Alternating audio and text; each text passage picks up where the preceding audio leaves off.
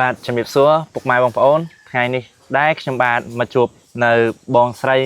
ដែលគាត់បានប្រើប្រាស់ជាមួយផលិតផលឱសថបុរាណខ្មែរ SN ដែលជួយទៅលើបញ្ហាកាពះពោះវៀននិងឬដុំបាតឥឡូវយើងទៅដឹងពីអាការៈកាពះពោះវៀនរបស់គាត់ទាំងអស់គ្នាបាទជំរាបសួរបងស្រីជំរាបសួរបាទបងមានឈ្មោះអ្វីដែរហើយមានអាយុប៉ុន្មានហើយបងរស់នៅទីណាដែរបងភូមិឃុំឈ្មោះអីដែរបងខ្ញុំរាល់ថ្ងៃរស់នៅ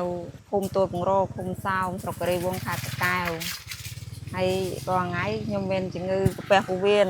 ផលិតផលខ្ញុំស្គាល់តាមទូរស័ព្ទប្តីខ្ញុំគាត់ចេះអូសមើលអញ្ចឹងណាដល់ពេលហើយគាត់អូសមើលឃើញផលិតផលហ្នឹងគេប្រើទៅត្រូវកាពះពោះវៀនហើយខ្ញុំក៏សុំប្តីគាត់មើលថាឯងមើលអានឹងសិនទៅព្រោះអីខ្ញុំឈឺកាពះពោះវៀនក្លិនមាត់រាល់ថ្ងៃ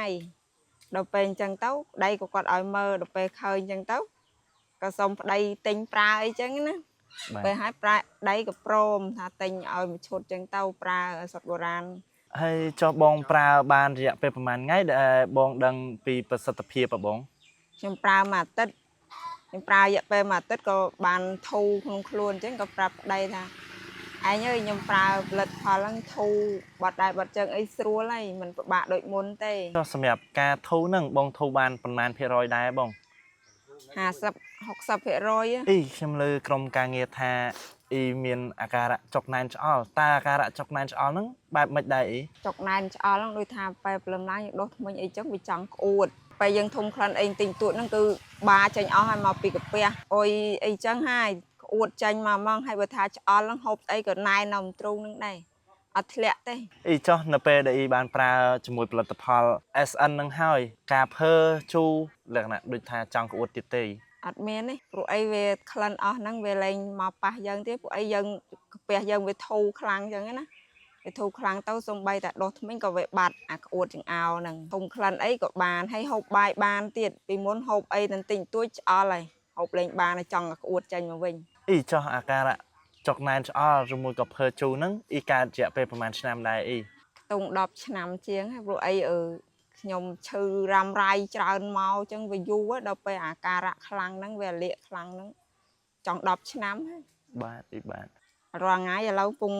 ឃើញតាមទូរស័ព្ទប្តីហ្នឹងឥឡូវពងប្រើផលិតផល SN របស់កូនខ្មែរនេះប្រើទៅឃើញមានប្រសិទ្ធភាពចង់70%ឥឡូវរាល់ថ្ងៃខ្ញុំប្រើតែមួយអាទិត្យប្រើមួយអាទិត្យបត់ដៃបត់ជើងអាក្លិនមហូបគេធំក្លិនខ្ទឹមធំក្លិនអីក្អួតហ្នឹងឥឡូវលែង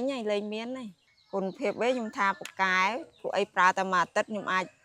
បាត់ក្លិនហ្នឹងអាក្លិនខ្ទឹមក្លិនអីខ្ញុំធ្លាប់ចង់ក្អួតហ្នឹងអាឆ្អល់អាភើអីហ្នឹងឥឡូវលែងមានចុះអ៊ីមានពាក្យពេចន៍អ្វីដែលចង់ផ្ដែផ្ដាំទៅពុកម៉ែបងប្អូនដែលគាត់មានបញ្ហាកាពះពោះវៀនដូចអ៊ីដែរក៏ដូចជាមានការភើជូរដូចអ៊ីរយៈពេល10ទៅ15ឆ្នាំ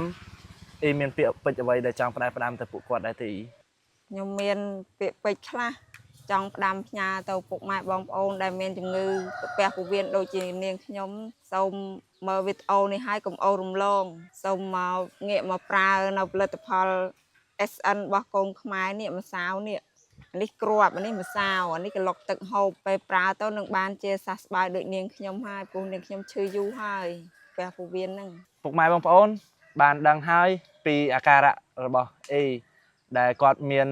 អាការៈកាពះពោះវៀនរយៈពេល10ទៅ15ឆ្នាំហើយតែដល់ពេលគាត់បានមកប្រើប្រាស់ជាមួយផលិតផល SN គាត់បានធូរស្បើយបាន60ទៅ70%ហើយបើសិនជាពុកម៉ែបងប្អូនមានបញ្ហាទាំងអស់នេះអស់បារម្ភហើយម្សៅឱសថបុរាណ SN ជួយពុកម៉ែបងប្អូនបាន